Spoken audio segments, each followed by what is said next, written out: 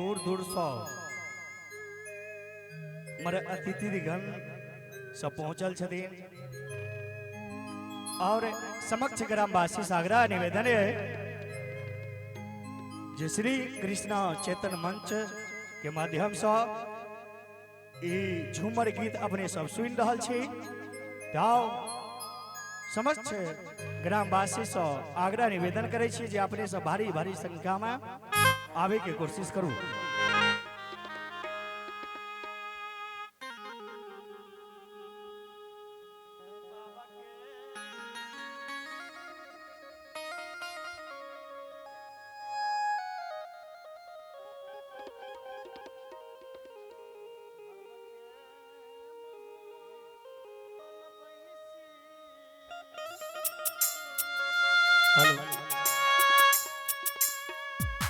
एक दिहिया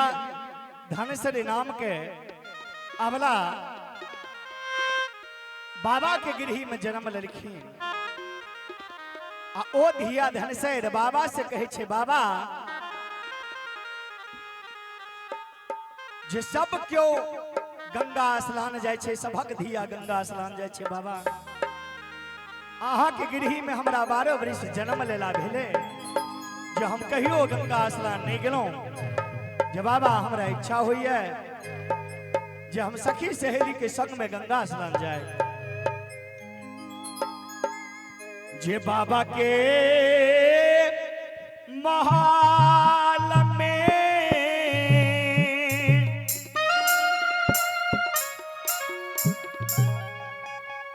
आरधिया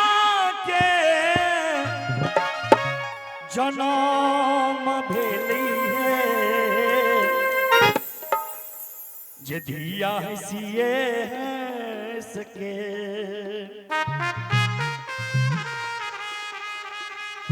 अधिया है बाबा से करे छे जवाब ये है सिए हाँ सके। जे बाबा के महल में जे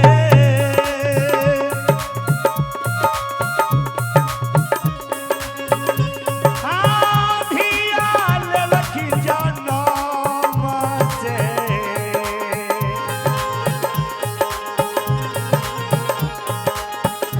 आहे हंसिए हंस के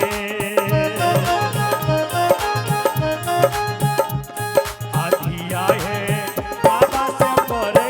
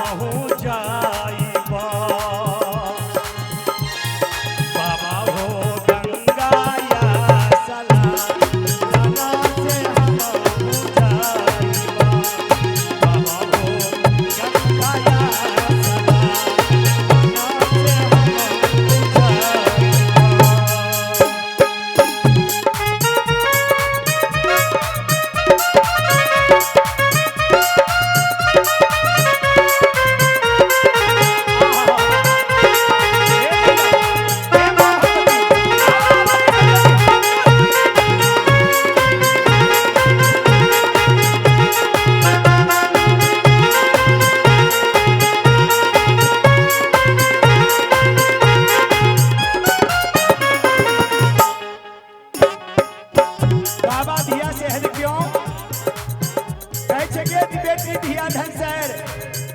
नहीं ऐसे आंसू बहावे नहीं काने बेटी आ दुआरे पर पोखरी के को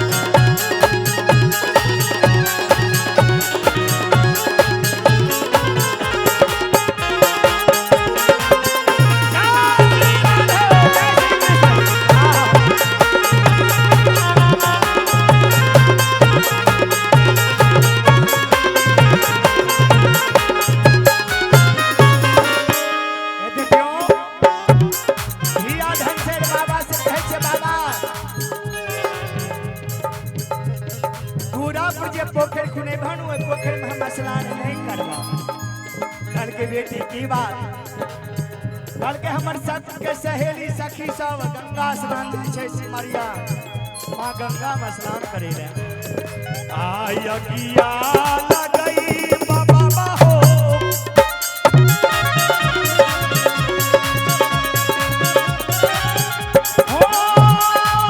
बाबा हो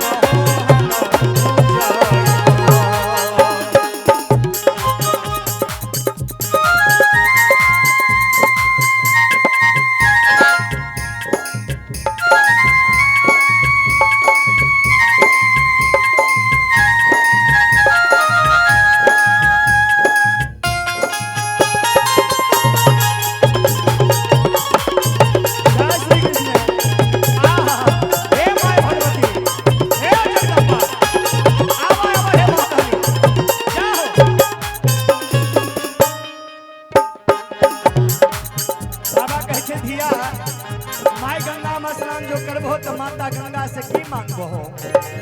कल के बाबा आ गंगा या सलाम कर पर आहो